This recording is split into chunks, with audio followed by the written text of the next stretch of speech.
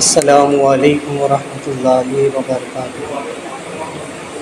الحمد للہ نحمدہ ونستعینہ ونستغفرہ ونؤمن بہ ونعوذ باللہ من شرور انفسنا ومن سیئات اعمالنا من یہد اللہ فلا مضل لہ ومن یضلل فلا ہادی لہ ونشہد ان لا الہ الا اللہ وحدہ لا شریک لہ ونشهد أن سيدنا ومولانا محمدا عبده ورسوله فقد قال الله تبارك وتعالى في القرآن المجيد والفرقان الحميد أعوذ بالله من الشيطان الرجيم بسم الله الرحمن الرحيم يا أيها الناس قد جاءكم برهان من ربكم وأنزلنا إليكم نورا مبينا صدق الله العظيم وبلغنا رسوله النبي الأمين المكين الكريم لمن الشاهدين والشاكرين والحمد لله رب العالمين۔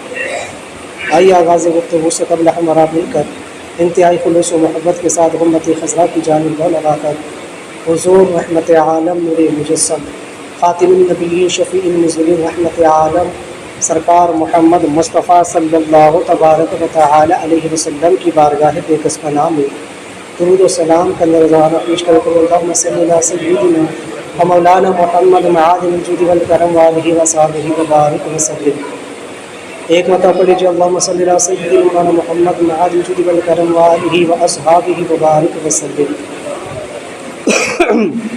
رسول برکت کے لیکن پڑھے اللہم صلی صلاۃ کاملہ وسلم سلام تاما علی سیدنا محمد الطلحل ولقد الفرج بالقرب تقدر الحوائج وتنال بالغائب وحسن الخواتم ويستسقى الغمام بوجهه الكريم وعلى آله وأصحابه بكل لمحة ونفس يدرك بمعاد منك يا الله يا الله يا الله۔ کلام الامام امام الکلام الشاہ امام احمد رضا فاضل بریلوی ارشاد فرماتے ہیں صبح طیبہ میں ہوئی بٹتا ہے باڑا نور کا، صبح طیبہ میں ہوئی بٹتا ہے باڑا نور کا، صدقہ لینے نور کا آیا ہے تارا نور کا، باغ طیبہ میں سہانا پھول پھولا نور کا، مست بوڑھے بلبل پڑتی ہے کلمہ نور کا، آئی بدعت چھائی ظلمت رنگ بدلا نور کا، ماہ سنت مہر طلعت لے لے بدلا نور کا، تو ہے سایہ نور کا ہر عضو ٹکڑا نور کا، سائے کا سایہ ہوتا ہے وہ سایہ نور کا، تیری نسل پاک میں ہے بچہ بچہ نور کا، روح اہل نور تیرا سب گھرانہ نور کا۔ اور فرماتے ہیں کہ کسی نے بڑا خوبصورت انداز میں کہا کہ نثار تیری چہل پہل پر ہزاروں عید ربیع الاول سوائے ابلیس کے جہاں میں سبھی تو خوشیاں منانے،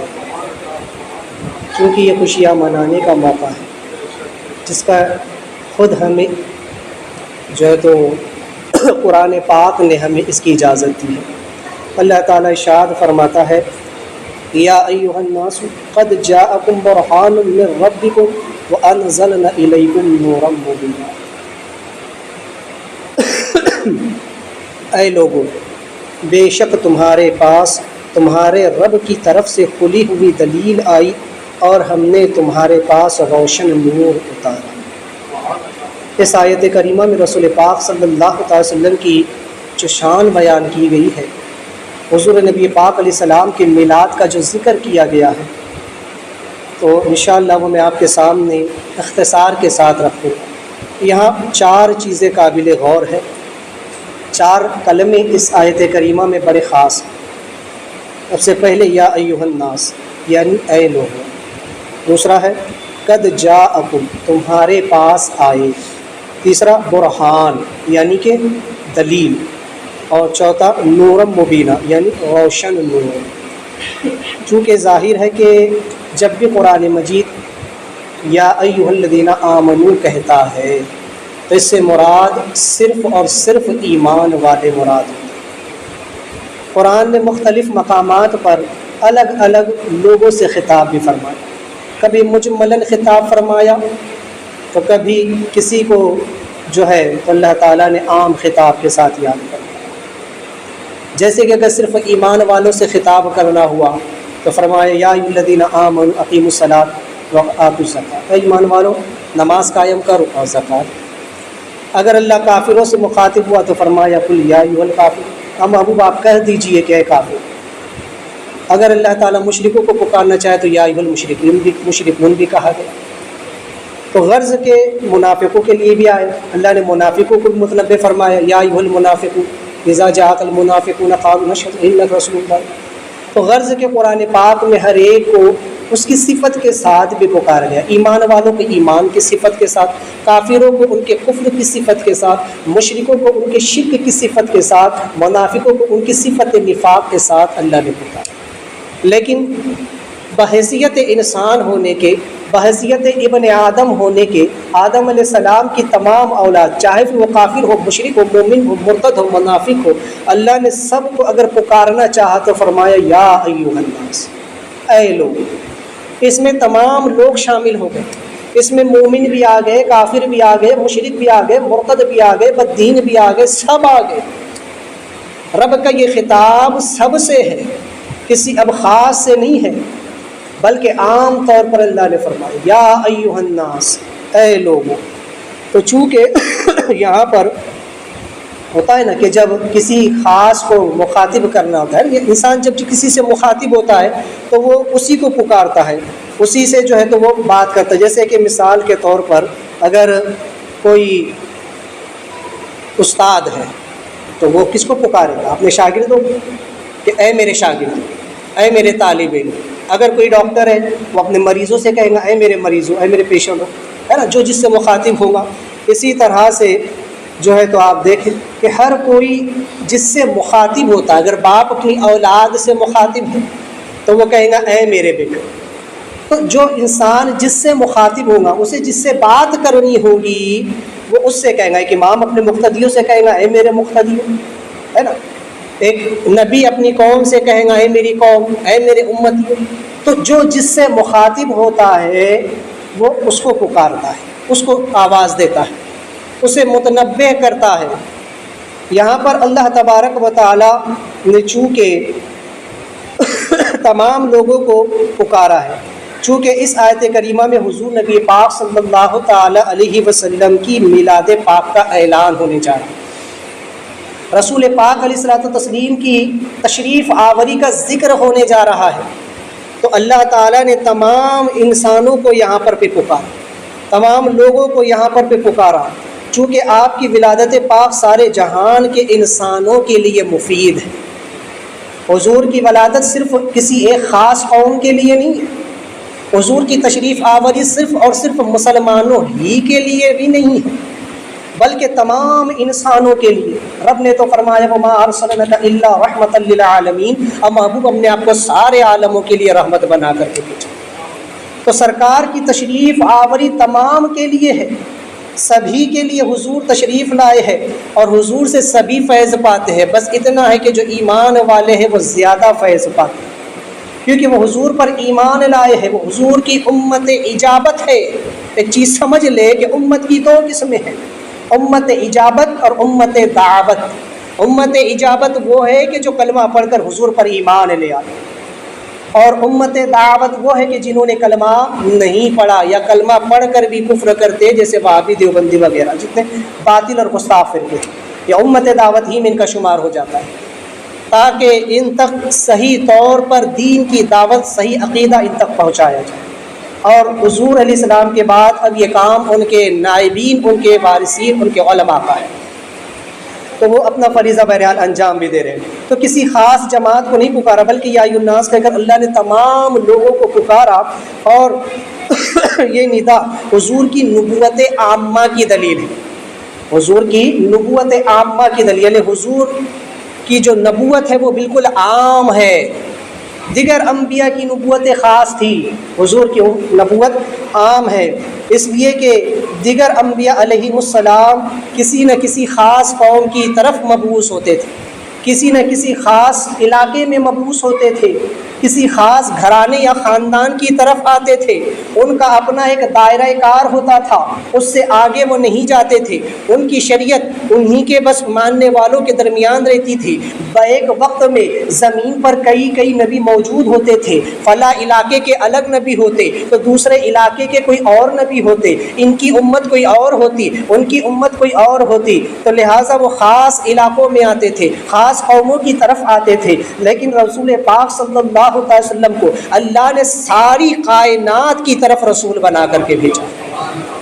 وہ صرف کسی ایک خاص خطے کے نبی نہیں ہے، وہ صرف عرب والوں کے نبی نہیں ہے، وہ صرف مکہ والوں کے نبی نہیں ہے، وہ صرف مدینہ والوں کے نبی نہیں ہے، وہ صرف اس کائنات والوں کے نبی نہیں ہے، وہ صرف اس زمین والوں کے نبی نہیں ہے، وہ صرف انسانوں ہی کے نبی نہیں ہے، بلکہ میرے آقا ساری کائنات کے نبی ہے۔ اس لیے کہ الحمدللہ رب العالمین، اللہ تمام عالموں کا پروردگار ہے، اور حضور رحمت للعالمین سارے عالموں کی رحمت ہے۔ تو حضور علیہ الصلوۃ والسلام انسانوں کی بھی نبی ہے، جنوں کے بھی نبی ہے، جمادات کے بھی نبی ہے، نباتات کے بھی نبی ہے، حیوانات کے بھی نبی ہے، بہائم کے بھی نبی ہے، جن فرشتوں کے بھی نبی ہے، غرض کی ساری کائنات کے نبی حضور علیہ الصلوۃ والسلام۔ ان کی نبوت، ان کی ابوت ہے سب کو عام، سب کے لیے عام ہے ان کی نبوت۔ تو میرے آقا علیہ السلام سب کی طرف رحمت بن کر آئے۔ یہ حضور کی رحمت کا صدقہ ہے کہ اب تک یہ کفار، یہ مشرکین، یہ منافقین، یہ بدعقیدے اب تک زمین پر زندہ ہیں، ورنہ پچھلی امتوں کے احوال آپ سن ہی رہے ہیں۔ میں نے آپ کے سامنے رکھا، حضرت ابراہیم علیہ السلام کا واقعہ آپ نے سنا، یوسف علیہ السلام کا قصہ بھی آپ نے سنا، حضرت سیدنا موسیٰ علیہ السلام کا قصہ بھی آپ نے سنا، جن قوموں نے اپنے نبیوں کی نافرمانی کی کیسے گھر کو وہ برباد کر دی گئی، نبی کی موجودگی میں پورا لشکر فرعون کا سمندر میں ڈبا دیا گیا، نوح علیہ السلام کی موجودگی میں پوری کی پوری قوم جو ہے تو طوفان نوح میں غرق کر دی گئی، نبی موجود ہے لیکن قوم ہلاک کر دی جاتی ہے۔ میرے آقا کریم صلی اللہ علیہ وسلم کی رحمت ہے کہ آج ایسا عذاب نہیں اترتا ہے۔ اللہ نے وعدہ فرما، محبوب آپ جب تک ان کے درمیان ہے میں ان پر عذاب نہ بھیجوں گا۔ تبھی تو اعلیٰ حضرت فرماتے ہیں، نجدی اس نے تجھے مہلت دی کہ اس عالم میں کافر و مرتد پہ بھی رحمت رسول اللہ۔ یہ ان کی رحمت عامہ کا صدقہ ہے کہ آج یہ عذاب نہیں اترتے ہیں۔ لیکن بہرحال تو چونکہ یہ حضور علیہ السلام کی نبوت عامہ کی دلیل، اگر حضور علیہ السلام ساری مخلوق کے سبھی کے حضور علیہ السلام جو ہے تو نبی ہے، یہاں پر یا الناس میں صرف اس زمانے کے مسلمان بھی مراد ہیں۔ اب یہاں ایک نقطہ اور سمجھ لیں، ہے نا، کہ جس وقت یہ آیت کریمہ اتری اس وقت اس کے مخاطب کون تھے؟ اگرچہ صحابہ تھے، ہے نا۔ تو اللہ نے فرمایا تھا اس وقت کہ یا ایھا الناس، اے لوگوں، ہے نا۔ تو اس وقت جتنے لوگ تھے حضور کے علیہ الصلوۃ والسلام کے زمانے میں ظاہری حیات میں، تو کیا اس سے صرف وہی لوگ مراد ہے، بعد والے نہیں ہیں؟ ایسا نہیں، بلکہ قیامت تک آنے والے تمام لوگ اس میں داخل ہیں۔ قیامت تک آنے والا ہر مسلمان، قیامت تک آنے والا ہر کافر، مشرک، مرتد، منافق، سب کے لیے یہ آیت ہے اور سب اس کے اندر داخل ہے۔ ایسے ہی جیسے اللہ تعالیٰ نے فرمایا اقیموا الصلاۃ وآتوا الزکاۃ، یہ کس سے فرمایا گیا؟ اس وقت تو صحابہ موجود تھے، تو کیا صرف نماز صحابہ پر فرض ہوئی؟ کیا زکوٰۃ صرف صحابہ پر فرض ہوئی؟ قیامت تک آنے والے انسانوں کے ساتھ خطاب اقیموا الصلاۃ وآتوا الزکاۃ، نماز قائم کرو اور زکوٰۃ۔ ایسے ہی یا ایھا الناس کا جو خطاب ہے وہ قیامت تک آنے والے تمام انسانوں کے لیے ہے۔ لہٰذا حضور علیہ السلام کی نبوت پر ایمان لانا قیامت تک آنے والے انسانوں پر فرض ہے۔ اب جو بھی انسان آئے پیدا ہو اس پر فرض ہے، لازم ہے کہ وہ رسول کائنات صلی اللہ علیہ وسلم کا کلمہ پڑھے اور حضور علیہ السلام کی نبوت پر ایمان لائے۔ لہٰذا ایک چیز اور یہاں پر کہ اس میں صرف وہ نہیں کہ جو صرف حیات میں ہی ہے یا جو موجود ہے وہ بھی نہیں، بلکہ جو غائب ہے وہ بھی اس آیت کریمہ میں داخل ہے، جو موجود نہیں ہے وہ بھی اس آیت کریمہ میں داخل ہے، جو لوگ وفات پا گئے وہ بھی اس آیت کریمہ میں داخل ہے۔ آپ دیکھیں حضرت خضر علیہ السلام، ہے نا، حضرت الیاس علیہ السلام، یہ لوگ ابھی بھی حیات ہے، زندہ ہے اور زمین پر موجود ہے۔ یہ لوگ بھی اس آیت میں داخل ہیں اور ان پر بھی لازم ہے کہ رسول کائنات صلی اللہ تعالی وسلم کا کلمہ پڑھ کر ان پر ایمان لائیں۔ اسی طرح سے حضرت عیسیٰ علیہ السلام، جو کہ آپ ابھی اس وقت چوتھے آسمان پر جلوہ فرما ہے، جب قرب قیامت کے وقت آپ زمین پر تشریف لائیں گے تو آپ بھی اس آیت کریمہ میں داخل ہیں۔ علماء فرماتے ہیں کہ وہ تمام انبیاء علیہم السلام جو اس دار فانی سے پردہ فرما گئے وہ بھی اس آیت میں داخل کہ وہ بھی حضور پر ایمان لائے۔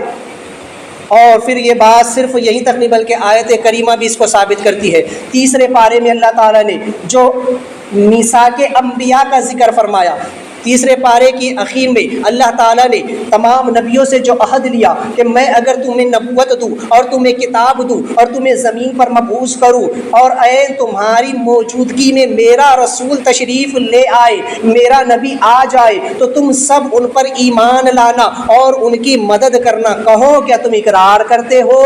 تو تمام نبیوں نے کہا تھا کہ اللہ ہم اقرار کرتے ہیں۔ اگر تیرا نبی آ جائے تو ہم ان پر ایمان لائیں گے، ان کا کلمہ پڑھیں گے، اپنا کلمہ ہم جو ہے تو اب اپنی امت سے نہیں پڑھائیں گے بلکہ اپنی امت سے بھی ان کا کلمہ پڑھائیں گے اور ان کی شریعت پر عمل کریں گے، اور اپنی امت سے بھی انہی کی شریعت پر عمل کروائیں گے۔ سب نے اقرار کیا تھا، اور اسی کی عملی تفسیر تمام نبیوں نے شب معراج پوری کر کے دکھا دی کہ تمام نبیوں نے شب معراج حضور کی اقتداء میں حضور کی شریعت کے مطابق نماز پڑھ کر عمل کر کے دکھا دیا کہ ہم حضور پر ایمان بھی لائے اور حضور کی شریعت پر ہم عمل بھی کرتے ہیں۔ تو حضور علیہ الصلوۃ والسلام کی جو ہے تو نبوت یہ عام ہے سبھی کے لیے، بلکہ فرماتے ہیں کہ اصحاب کہف جو اس وقت سو رہے ہیں ان پر بھی حضور پر ایمان لانا فرض ہے جب وہ جاگ جائے۔ ابھی تو وہ سو رہے ہیں اصحاب کہف، اور ہر محرم کی 10ویں تاریخ کو یوم عاشورہ کے دن وہ کروٹ بدلتے ہیں۔ علماء فرماتے ہیں کہ جس وقت وہ نیند سے جاگیں گے، بعض مفسرین فرماتے ہیں کہ قرب قیامت کے وقت جاگیں گے، بعض مفسرین فرماتے ہیں کہ جس وقت حضرت امام مہدی تشریف لائیں گے، حضرت امام مہدی کے وقت میں جو جہاد ہوگا وہ اس میں شرکت کریں گے، یا بعض فرماتے ہیں کہ جب عیسیٰ علیہ السلام کا نزول ہوگا اور ان کے ساتھ ان کی رہبری میں جو جہاد ہوگا تو یہ اصحاب کہف اس وقت اٹھ کر اس لشکر میں شامل ہوں، یا تو امام مہدی کے لشکر میں یا حضرت عیسیٰ علیہ السلام کے لشکر میں شریک ہو کر کفار و مشرکین کے ساتھ جہاد کریں گے۔ یہ اصحاب کہف ہے۔ تو جس وقت یہ بیدار ہوں گے اس وقت ان پر بھی حضور کا کلمہ پڑھنا فرض ہوگا، اور حضور کی امت میں جو ہے حضور اسلام کی شریعت پر عمل کرنا اور حضور اسلام کی شریعت کے موافق جہاد کرنا یہ ان پر بھی جو ہے تو لازم رہے گا۔ تو چونکہ حضور علیہ الصلوۃ والسلام کی نبوت اس قدر عام ہے کہ ہر کسی کے لیے لازم ہے، لہٰذا قد جاءکم، دوسرا جملہ ہے نا، یا ایھا الناس قد جاءکم، اے لوگ تمہارے پاس آئے۔ تو لوگوں کی تفسیر تو آپ نے سمجھ لی کہ لوگوں میں حضرت آدم علیہ السلام سے لے کر قیامت تک تمام لوگ اس میں آ گئے، ہے نا، لوگوں کو آپ نے سمجھ لیا۔ اب دوسرا جملہ آتا ہے قد جاءکم، تمہارے پاس تشریف لائے، تمہارے پاس آئے۔ چونکہ جناب آمنہ کے لخت جگر حضرت سیدنا عبداللہ کے نور نظر، حضرت سیدنا جناب محمد رسول اللہ صلی اللہ علیہ وسلم کی تشریف آوری تو سب نے مانگی تھی، ہر کوئی چاہتا تھا، ہر کوئی دعا کرتا تھا کہ حضور تشریف لے آئے، کیونکہ حضور کی تشریف آوری کے غلغلے حضور کی آمد سے پہلے بلند ہو چکے تھے۔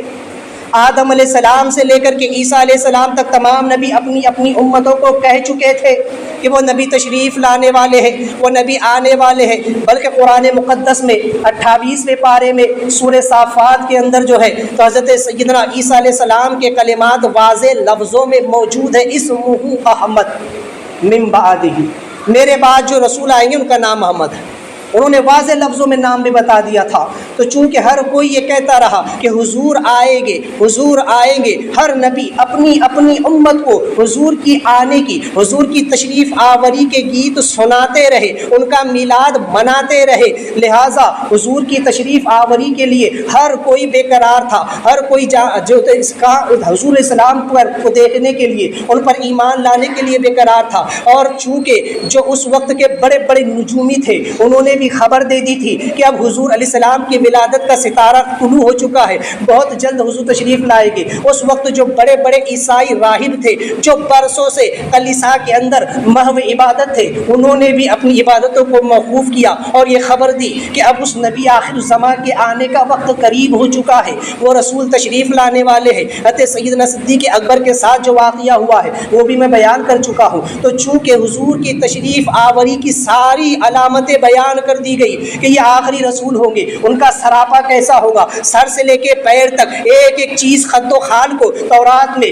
زبور میں، انجیل میں جو بیان کیا گیا تھا وہ راہبوں نے بیان کر دی، بتا دیا کہ وہ کہاں آئیں گے، جو دو پہاڑوں کا نخلستان ہوگا وہ ایسے علاقے میں آئیں گے، وہ عرب میں آئیں گے، وہ مکہ میں پیدا ہوں گے، وہ مدینہ میں ہجرت کریں گے، ان کی خصوصیت یہ ہوں گی، ان کی شان یہ ہوں گی، ان کی مہر نبوت ایسی ہوں گی، ان کے اخلاق ایسے ہوں گے، ان کا کردار ایسا ہوگا، ان کی شریعت ایسی ہوں گی، ان پر ایمان لانے والے ایسے ہوں گے، ان کی خاصیت یہ ہوں گی، ان کی امت کی خاصیت یہ ہوں گی، ایک ایک چیز حضور کی اور حضور کی امت کے بارے میں بتا دی گئی۔ اب ہر کوئی منتظر ہے کہ حضور آ رہے ہیں، حضور آ رہے ہیں، ہر کوئی خوشیاں منا رہا ہے، یہاں تک کہ یہود و نصارہ بھی خوشیاں منا رہے کہ وہ آخری رسول آنے والے ہیں، وہ رسول تشریف لانے والے ہیں۔ فرق اتنا تھا کہ ان یہودیوں کا اور ان نصرانیوں کا یہ ماننا تھا کہ یہ آخری رسول ہم میں آنا چاہیے، یہ آخری رسول ہم میں پیدا ہونا چاہیے، اس لیے کہ میں بارہا بتا چکا ہوں کہ حضرت سیدنا یعقوب نبینا علیہ الصلوۃ والتسلیم کے 12 بیٹے ہیں،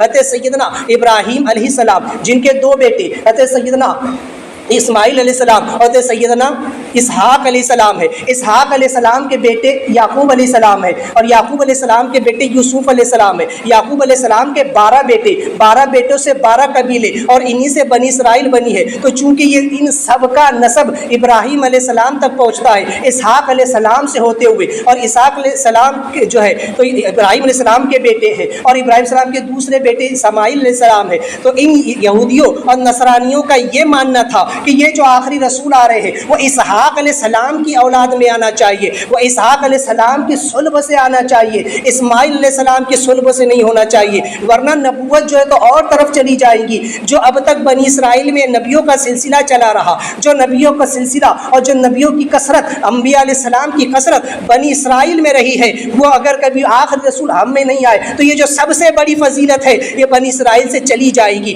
بنی اسرائیل کی یہ فضیلت ختم ہو کر کے رہ جائے گی۔ اس لیے ان کا ماننا یہ تھا کہ یہ آخری رسول ہم میں آنا چاہیے، لیکن اللہ تبارک و تعالیٰ کو کچھ اور منظور تھا۔ حضور علیہ الصلوۃ والسلام حضرت اسماعیل علیہ السلام کی اولاد میں تشریف لائے، یہی وجہ ہے کہ جب حضور کی ولادت باسعادت مکہ میں حضرت سیدنا عبداللہ کے گھر ہوتی ہے، ہاشمی گھرانے میں ہوتی ہے، مطلبی گھرانے میں ہوتی ہے، تو ان یہودیوں اور نصرانیوں کے دل میں حضور کے خلاف جو ہے تو پھر بغض و عداوت پیدا ہو گئی۔ ان کو یہی بغض ہے، ان کو یہی عداوت ہے کہ یہ ہم میں کیوں نہیں آئے، اسی لیے وہ حضور کو نہیں مانتے ہیں، اسی لیے حضور پر ایمان نہیں لاتے ہیں۔ وہ موسیٰ کو تو مانتے ہیں، وہ عیسیٰ علیہ السلام کو تو مانتے ہیں، وہ دیگر نبیوں کو تو مان لیتے ہیں، لیکن ہمارے نبی کی نبوت کا انکار صرف بغض و عناد کی بنا پر کرتے ہیں۔ لیکن جب تک حضور آنے والے تھے تب تک یہ بنی اسرائیل بھی خوشیاں منا رہے تھے کہ وہ رسول آ رہے ہیں، وہ رسول آ رہے ہیں، لیکن جیسے ہی حضور کی ولادت ہوئی اب یہ لوگوں کے دلوں میں بغض پیدا ہو گیا۔ تو چونکہ میرے آقا علیہ الصلوۃ والسلام کی تشریف آوری ایک ایسی چیز ہے کہ جسے ہر کوئی مناتا ہے، تو چونکہ سرکار علیہ الصلوۃ والسلام کی تشریف آوری کو اگر نہیں مانا، بحیثیت رسول حضور کے آنے کو کسی نے نہیں مانا، تو وہ یہود و نصارہ ہے، وہ کفار و مشرکین یہود و ہنود ہے جنہوں نے حضور علیہ السلام کو نہیں مانا، ہے نا۔ دیگر ایمان والوں نے حضور کو تو مانا، حضرت ابوبکر صدیق نے حضور کو رسول مانا، حضرت سیدنا عمر فاروق نے، حضرت عثمان غنی، حضرت سیدنا عبداللہ نے، حضرت سیدنا جو ہے تو حضرت عباس نے، حضرت حمزہ نے، انہوں نے مانا کہ بے شک سرکار رسول بن کر کے تشریف لائے۔ لیکن اب جو ہے تو ان کو دیکھیں، ابو لہب ہوا، ابو جہل ہوا، امیہ بن خلف ہوا، دیگر کفار و مشرکین ہیں، انہوں نے صرف حضور کو محمد جانا کہ یہ محمد ہے، یہ عبداللہ کے بیٹے ہیں، یہ عبد المطلب کے پوتے ہیں، یہ پیدا ہوئے۔ یہی سبب تھا کہ ابو لہب نے صرف بھتیجے کی خوشی منائی تھی کہ میرے گھر بھتیجا پیدا ہوا ہے، میرے بھائی کے گھر بیٹا پیدا ہوا ہے، تو اس نے اس خوشی میں اپنی لونڈی آزاد کی۔ تو فرمایا جاتا ہے، علماء فرماتے ہیں کہ آج بھی پیر کے دن اس کے عذاب میں کمی کر دی جاتی ہے اور اس کی انگلی کے ذریعے اسے جہنم میں پانی پلایا جاتا ہے۔ تو جو لوگ حضور کو رسول مانتے ہیں کہ حضور اللہ کے رسول ہے، حضور خاتم النبیین ہے، حضور اللہ کے آخری پیغمبر ہے، اور یہ جان کر حضور کی ولادت کی خوشی مناتے ہیں، تو سوچو اللہ تعالیٰ ان پر کتنا کرم فرمائے، انہیں دنیا اور آخرت میں اللہ کتنا ان پر جو تو کرم فرمائے۔ تو تو چونکہ اگر نہ مانا تو کفار و مشرکین نے نہ مانا، لہٰذا اسی لیے یہاں پر قد فرمایا کہ ہمارے دنیا میں آنے کو خلق یا ولادت کہا جاتا ہے۔ اگر عام انسان دنیا میں پیدا ہوتے ہیں تو کیا کہتے ہیں؟ فلاں کے گھر بچہ پیدا ہوا، خلق کہا جاتا ہے، پیدا ہونا، ولادت ہونا، جنم لینا۔ لیکن حضور علیہ السلام کی تشریف آوری کو رب تعالیٰ نے جا، بعث اور ارسل 3 لفظوں کے ساتھ قرآن میں یاد فرمایا۔ پورے قرآن میں یہ نہیں ہے کہ رسول علیہ السلام جو ہے تو پیدا ہو۔ قرآن کے اندر اللہ تبارک و تعالیٰ نے حضور کی تشریف آوری کے لیے 3 کلمے استعمال فرمائے عربی میں۔ پہلا کلمہ ہے جا، جس کا معنی ہے آیا۔ دوسرا کلمہ ہے بعث، یعنی کہ جو مبعوث ہوا۔ اور تیسرا کلمہ ہے ارسل، جسے ہم نے بھیجا۔ اس میں پیدا ہونا نہیں کہا گیا ہے نا۔ بے شک اگرچہ حضور علیہ السلام تشریف لائے، حضور اگرچہ پیدا ہوئے، لیکن رب تعالیٰ دیکھو اپنے نبی کی شان کیسے بیان فرماتا ہے نا۔ اللہ اپنے نبی کی شان کیسے بیان کرتا ہے۔ لوگ آج حضور کی شان بیان کرنے میں جو ہے تو توہین سمجھتے ہیں۔ وہابی دیوبندی کہتے ہیں نبی کی اتنی تعریف مت کرو کہ وہ معاذ اللہ کفر و شرک ہو جائے، یا جو ہے تو انسان حد سے زیادہ گزر جائے معاذ اللہ۔ خود رب کائنات سے پوچھو کہ اس اپنے محبوب کی تعریف کیسے بیان کرتا ہے۔ خود اللہ کو دیکھو کہ وہ اپنے محبوب کی تشریف آوری کا ذکر کیسے کرتا ہے۔ جب محبوب کو بھیجا تو اللہ نے 3 کلمے پورے قرآن میں ارشاد فرمائے، جا، بعثت اور ارسل۔ جا یعنی وہ رسول آئے، قد جاءکم رسول، تم میں وہ تشریف لائے۔ لقد جاءکم رسول من انفسکم، بے شک تمہارے درمیان وہ رسول تشریف لائے۔ اسی طرح سے بعثت کا کلمہ بھی اللہ تبارک و تعالیٰ نے جو تو حضور کے لیے فرمایا، اذ بعث فیہم رسولا، لقد من اللہ علی المؤمنین اذ بعث فیہم رسولا۔ جب حضور کو اللہ نے فرمایا کہ مومنوں پر اللہ نے احسان عظیم فرمایا کہ ان میں اپنے رسول کو مبعوث کر دیا، جلوہ گر کر دیا۔ اور اسی طرح سے تیسرا کلمہ، انا ارسلنک شاہدا ومبشرا ونذیرا وما ارسلنک الا رحمتا للعالمین۔ اور محبوب ہم نے آپ کو بھیجا، ہم نے آپ کو رسول بنا کر بھیجا، مبشر بنا کر کے بھیجا، ہم نے آپ کو نذیر بنا کر کے بھیجا۔ تو چونکہ حضور علیہ السلام کو اللہ تبارک و تعالیٰ نے حضور کے بارے میں فرمایا کہ ہم نے اپنے محبوب کو بھیجا، ہم نے انہیں تمہاری طرف بھیجا ہے۔ پیدا ہونے کا لفظ اللہ نے استعمال نہیں فرمایا بلکہ فرمایا ہم نے بھیجا۔ تو حضور تشریف لائے ہیں، حضور آئے ہیں، لہٰذا یہ حضور علیہ السلام کی شان ہے جو خود رب کائنات جو ہے تو بیان فرماتا ہے۔ ایک بات اور سمجھ لے کہ ہم جیسے لوگ جب پیدا ہوتے ہیں نا تو دنیا میں آ کر ہم کچھ بنتے ہیں، دنیا میں آ کر ہم کوئی مقام حاصل کرتے ہیں، دنیا میں آ کر ہم عمل کرتے ہیں، تب جا کر ہمیں کوئی مقام ملتا ہے۔ انسان پیدا ہوا، علم حاصل کیا، اب چاہے تو وہ عالم بنے، مفتی بنے، حافظ بنا، قاری بنا، مجدد بنا، جو ہے تو محدث بنا، مفسر بنا، شیخ القرآن، شیخ الحدیث بنا، کوئی جو تو ڈاکٹر بنا، کوئی ٹیچر بنا، کوئی جو ہے تو فلاسفر بنا، کوئی انجینئر بنا، کوئی PSI، کوئی ASI، کوئی کیا بنا۔ تو ہر انسان دنیا میں آ کر کچھ نہ کچھ بنتا ہے، ہر انسان دنیا میں آ کر کچھ نہ کچھ بنتا ہے، لیکن مصطفیٰ کریم کی شان دیکھو، وہ دنیا میں آ کر کچھ نہ بنے بلکہ سب کچھ بن کر حضور تشریف لائے۔ حضور بن کر آئے ہیں، بلکہ ایسے بن کر آئے ہیں کہ جس کو جو چاہتے ہیں وہ بنا دیتے ہیں۔ یہ میں نہیں، اللہ کا قرآن کہہ رہا ہے، انا ارسلناک شاہدا ومبشرا ونذیرا۔ اور محبوب ہم نے آپ کو مبشر بنا کر بھیجا، ہم نے آپ کو مدثر بنا کر بھیجا، مزمل بنا کر بھیجا، نذیر بنا کر بھیجا، یاسین بنا کر بھیجا، طٰہٰ بنا کر کے بھیجا، ہم نے آپ کو جو ہے احمد بنا کر بھیجا، محمد بنا کر بھیجا، حامد بنا کر بھیجا، محمود بنا کر بھیجا، حامیم بنا کر بھیجا، طٰہٰ بنا کر بھیجا، ہم نے آپ کو نون بنا کر بھیجا، ہم نے آپ کو سراپا معجزہ بنا کر کے بھیجا۔ تو رب نے فرمایا محبوب ہم نے آپ کو سب کچھ بنا کر بھیجا ہے، آپ بن کر کے جا رہے ہو، آپ تو بن کر کے جا رہے ہو۔ دنیا میں آ کر وہ رسول نہ بنے، دنیا میں آ کر وہ مبشر مدثر نہ بنے، بلکہ میرے آقا پہلے سے سب کچھ تھے، اللہ نے سب کچھ بنا کر دے کر اللہ نے حضور کو بھیجا۔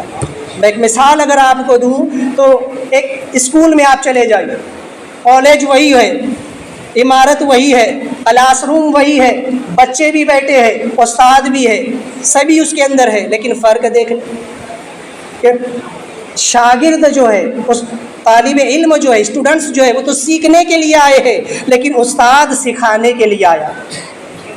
طالب علم سیکھنے کے لیے، ایک ہی عمارت ہے، ایک ہی کمرہ ہے، بچے بھی ہے، استاد بھی ہے، لیکن اسی کمرے کے اندر بچے سیکھنے کے لیے آئے ہیں اور استاد سکھانے کے لیے آیا ہے۔ بچے سیکھنے کی فیس دیتے ہیں اور استاد سکھانے کی فیس لیتا ہے۔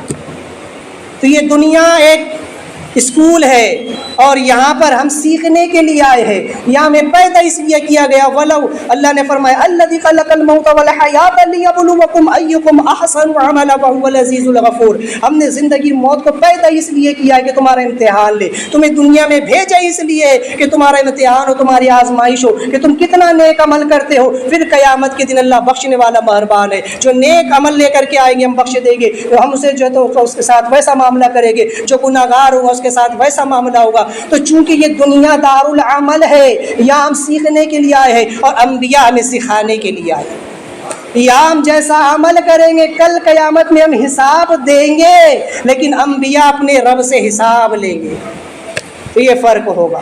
تو چونکہ آقا کریم صلی اللہ تبارک و تعالی علیہ وسلم کی تشریف آوری کی شان یہ، اور جو کہتے ہیں نا نبی ہماری طرح کے بشر ہے، نبی ہماری طرح کے عام انسان ہے، وہ سن لے۔ چونکہ جس طریقے سے ایک گھر یا ایک خاندان یا ایک ملک کے لیے لوگ آتے ہیں نا، اسی طرح سارے جہان کے لیے حضور علیہ السلام اس مخلوق کی اصلاح کرنے کے لیے تشریف لائے، ہے نا۔ تو چونکہ نیز اور سب ایک خاص وقت کے لیے آ کر مر کر چلے جاتے ہیں، ہے نا، اور لیکن حضور علیہ السلام ہمیشہ کے لیے تشریف لائے، اور وہ ایسے آئے کہ بعد وفات بھی تشریف نہ لے گئے، ہے نا۔ جاءکم میں فرمایا گیا، یعنی اے قیامت تک آنے والے انسانوں، وہ تم سب کے پاس آئے، تمہارے دلوں میں آئے، تمہارے دماغوں میں آئے، تمہارے ایمانوں میں آئے، تمہاری جانوں میں آئے، اور ایسے آئے کہ آ کر پھر واپس نہ گئے۔ حضور ایسے تشریف لائے کہ آنے کے بعد واپس نہ گئے۔ خیال رہے کہ حضور اکرم صلی اللہ علیہ وسلم کی ولادت با سعادت اگرچہ عرب میں ہوئی ہے، رہائش حضور کی مکہ و مدینہ میں ہے، مگر تشریف آوری سارے جہان کے لیے۔ بظاہر سرکار کی ولادت مکہ میں ہوئی، آج بھی سرکار علیہ الصلوۃ والسلام اپنے جسم اقدس کے ساتھ مدینہ شریف کی سرزمین میں آرام فرما ہے، لیکن سرکار علیہ السلام تمام عالموں کے لیے تشریف لائے، تمام عالموں کے لیے رحمت بن کر کے آئے ہیں۔ اسی لیے ظاہر تھا کہ حضور علیہ السلام کو تمام عالموں کی خبر ہو۔ میں اس کے بارے میں بھی تفصیل بیان کر چکا ہوں کہ معراج کی رات اسی لیے سارے عالموں کی اللہ نے سیر بھی کرا دی۔ تو چونکہ سرکار علیہ الصلوۃ والسلام کی تشریف آوری سارے جہان کے لیے، اور آج بھی ہے، حضور وہیں سے ساری کائنات کو مشاہدہ فرماتے ہیں۔ حدیث پاک ہے، اللہ کے رسول علیہ السلام فرماتے ہیں، میں ساری کائنات مثل ہتھیلی کے دیکھتا ہوں، جیسے ہم اپنی ہتھیلی کو دیکھتے ہیں کہ اس ہتھیلے میں کتنی لکیریں ہیں، آقا علیہ السلام پوری کائنات کو دیکھتے ہیں۔ حضور آگے سے بھی دیکھتے ہیں، پیچھے سے بھی دیکھتے ہیں، حضور کے سامنے کوئی چیز چھپی ہوئی نہیں ہے، اور کوئی غیب کیا تم سے نیہا ہو بھلا، جب نہ خدا ہی چھپا تم پہ کروڑوں در۔ تو حضور سے کچھ بھی چھپا نہیں ہے، حضور ساری کائنات کو آج بھی مدینہ میں بیٹھ کر دیکھ رہے ہیں، وہیں سے دیکھ رہے ہیں۔ آپ کہیں گے کیسے دیکھ رہے ہیں؟ میں مثال دیتا ہوں۔ سورج وجود کتنا ہے؟ ایک ہے نا، سورج ایک ہی ہے نا، پورے ہمارے اس میں ہمارے سولار سسٹم میں ایک ہی سورج ہے۔ 12 سیارے جس سے ہمارا نظام شمسی بنتا ہے، اس نظام شمسی کا سب سے بڑا سیارہ سورج ہے، جو ہماری زمین کو روشن کرتا ہے، جو اس برہمانڈ کو روشن کرتا ہے، جو اس کائنات کو روشن کرتا ہے۔ یہ سورج ایک ہی ہے، اور یہ سورج کہاں ہے؟ 7ویں آسمان۔ کہاں پر ہے؟ 7ویں آسمان پر ہے۔ لیکن جب سورج طلوع ہوتا ہے تو پوری زمین روشن ہو جاتی ہے، سورج کی روشنی پورے زمین کو گھیر لیتی ہے۔ ہر انسان کہے گا، اب اگر کبھی کوئی جو ہے تو ہندوستان میں ہے، وہ بھی کہے گا سورج تو ہمارے ہندوستان میں ہے۔ اگر کوئی امریکہ میں ہے، وہ کہیں گا سورج ہمارے یہاں ہے۔ کوئی پاکستان میں ہے تو وہ کہیں گا سورج تو ہمارے یہاں ہے۔ تو سورج تو ایک ہے، لیکن ہندوستانی کہہ رہا ہے کہ سورج ہمارے ہندوستان میں ہے، پاکستانی کہہ رہا ہے ہمارے پاکستان میں ہے، امریکہ والا کہہ رہا ہے ہمارے یہاں ہے، افریقہ والا کہہ رہا ہے ہمارے یہاں ہے، ہر ملک والا کہہ رہا ہے سورج میرے ملک میں ہے۔ لیکن سورج تو ایک ہے پھر وہ تمام ملکوں میں کیسے؟ کیونکہ سورج چوتھے آسمان پر ہے، اس کی روشنی ہر جگہ ہے، ہر جگہ رہنے والا شخص اس کو دیکھ رہا ہے، اسی لیے سورج ہر جگہ موجود ہے۔ مصطفیٰ مدینے میں ہے لیکن ہر ایمان والے کے دل میں موجود ہے، ہر ایمان والے کے گھر میں موجود ہے، اس لیے مصطفیٰ ہر جگہ موجود ہے۔ مصطفیٰ وہ سورج ہے کہ قرآن کہتا ہے کہ سراجم منیرا، اب محبوب آپ سراجم منیرا ہے، آپ روشن کر دینے والے آفتاب ہے۔ اور جب یہ دنیا کا آفتاب پوری کائنات کو روشن کر سکتا ہے تو مصطفیٰ جسے خدا نے سراجم منیر بنایا ہے، جسے روشن آفتاب بنایا ہے، چمکتا ہوا نبوت کا سورج بنایا ہے، جو دنیا میں جہاں کہیں بھی اندھیرا ہو اس اندھیرے کو دور کرنے کے لیے یہ سورج چمکتا ہے، جہاں کہیں کفر شرک بدعقیدگی ہو اس کو دور کرنے کے لیے انوار مصطفیٰ چمک جاتے ہیں۔ مصطفیٰ کے نائبین ہر جگہ۔ اب کیسے؟ اب دیکھیے سورج جو ہے، سورج کا اپنا ایک نظام ہے، وہ اپنے نظام سے چلتا ہے۔ سورج مرتا ہے کیا؟ سورج مرتا نہیں ہے۔ سورج ہم کہتے ہیں نا بھی سورج ڈوب گیا ہے نا، تو سورج ڈوبتا ہے، تو ڈوبنے سے کیا مراد ہے؟ کہ سورج اب نہیں آئے گا، یہ سورج ہے نہیں، یہ سورج جو ہے تو مر گیا، ختم ہو گیا، چلا گیا، ایسا نہیں۔ سورج اپنی رفتار سے چل رہا ہے اور وہ گھومتے ہر جگہ گھومتے ہوئے جو ہے جب وہ اپنا چکر پورا کرتا ہے تو کہیں پر رات ہوتی ہے تو کہیں پر دن ہوتا ہے۔ یہ قدرت کا ایک نظام ہے، یہ قدرت کا نظام ہے تاکہ رات اور دن بنے، اور دن میں انسان اللہ تبارک و تعالیٰ کے دیے ہوئے حلال رزق سے کما کر کے کھائے، اور رات میں اللہ کی بندگی بھی کرے، آرام بھی کرے۔ بہرحال تو یہ ایک نظام ہے نا۔ تو چونکہ ہوتا یہ ہے کہ سورج جو ہے ایک وقت کے ساتھ آگے آگے جیسے بڑھتا ہے تو ہم کہتے ہیں کہ ابھی صبح کا وقت ہے، ابھی زوال کا وقت ہے، ابھی دوپہر کا وقت ہے، ابھی عصر کا وقت ہے، ابھی غروب کا وقت ہے۔ تو یہ ایک اس کے خاص کچھ اوقات ہوتے ہیں۔ پھر اس کے بعد جب وہ مکمل غروب ہوتا ہے تو ہم کہتے ہیں اب یہ رات کا وقت ہے، اب یہ تہجد کا وقت ہے، اب یہ تہائی رات گزر چکی ہے، اب صبح صادق ہونے والی ہے۔ تو سورج جو ہے تو سارے اوقات چاہے وہ دن کے ہو کہ رات کے ہو اسی سے بنتے ہیں۔ رات کے اوقات بھی اسی سے بنتے ہیں۔ جیسے یہ اور زیادہ دور ہوتا ہے تو ہم کہتے ہیں رات ہو گئی، تہائی رات ہو گئی، آدھی رات ہو گئی۔ لیکن جیسے سورج قریب آتا ہے تو ہم کہتے ہیں صبح ہونے والی ہے، صبح صادق ہونے والی ہے، سورج کی کرنیں نکلنے والی ہے۔ تو مصطفیٰ جان رحمت صلی اللہ تبارک و تعالی علیہ وسلم اگرچہ مدینے میں جلوہ فرما ہے، سرکار جب تک ظاہری حیات میں تھے، لہٰذا پوری دنیا کے اندر جو ہے سرکار کا نور اس وقت بھی تھا اور آج بھی ہے، لیکن سرکار سلام اگرچہ ابھی بظاہر پردہ فرما گئے ہیں، لیکن حضور کے بعد حضور کے صحابہ ہے، جب سورج ڈوبتا ہے تو ستاروں کو جنم دیتا ہے، ستارے چمکنے لگتے ہیں اور ستاروں کی روشنی میں لوگ اپنے راستے طے کرتے ہیں۔ مصطفیٰ جان رحمت صلی اللہ علیہ وسلم نے اپنے بعد اپنے صحابہ کو چھوڑا، صحابہ کے بعد علماء کو چھوڑا کہ میرے علماء میرے نائبین ہیں، میرے وارثین ہیں، یہ تمہیں روشنی دیتے رہیں گے، لیکن دھیرے دھیرے میں بھی تمہارے درمیان رہوں گا۔ آج بھی سرکار روحانی طور پر جہاں چاہتے ہیں جب چاہتے ہیں تشریف لے جاتے ہیں۔ یہ سرکار کا کرم ہوتا ہے کہ وہ جس غلام پر چاہتے ہیں کرم فرما دیتے ہیں، جہاں چاہتے ہیں نفس با نفیس پہنچ جاتے ہیں۔ تو میرے آقا علیہ الصلوۃ والسلام جو ہے تو اب بھی اس کائنات کو، اب بھی اس عالم کو جو ہے تو روشن فرما رہے ہیں۔ لہٰذا اگرچہ رات بھی ہو تو ہم اسی سے اندازہ لگاتے کہ سورج ابھی جو ہے تو کتنا غروب ہے، جس کے سبب سے آج رات اندھیری ہے، تہجد کا وقت ہو رہا۔ تو اسی طرح سے آقا کریم صلی اللہ علیہ وسلم کو ہر انسان اپنے ایمان سے دیکھے، جس کا ایمان جتنا مضبوط ہوگا وہ جانے گا کہ سرکار اس سے کتنے قریب ہے۔ اس لیے کہ خود جو ہے تو اللہ نے فرمایا ہے کہ النبی اولیٰ بالمؤمنین انفسہم، یہ نبی مومنوں کی جان سے زیادہ قریب ہے۔ اب دیکھو کہ نبی ہم سے کتنے قریب ہے، یہ وہی جانے گا جس کا ایمان مضبوط ہوگا۔ میں نے پچھلے ہفتے بھی کہا تھا کہ سرکار اعلیٰ حضرت نے اپنے ایمان کی کسوٹی کو ہمیں بتایا تھا کہ آپ کا ایمان اتنا مضبوط تھا کہ آپ نے روضہ مصطفیٰ کے سامنے بیٹھ کر جب عرضی لگائی کہ یا رسول اللہ اپنا کرم فرمائے، آج اپنی زیارت کروائے، تو ایسا مضبوط ایمان اور عقیدہ تھا کہ سرکار نے اپنی قبر انور سے تشریف لا کر اپنا جلوہ دکھا دیا۔ ارے دیکھنے والے نے تو اپنے ماتھے کی آنکھوں سے دیکھ لیا، اور جس کے نصیب میں دیکھنا نہ ہو، جو وہابی دیوبندی ہے، وہ تو اپنے عقیدے میں یہی کہتے ہیں کہ معاذ اللہ مر کر مٹی میں مل گئے۔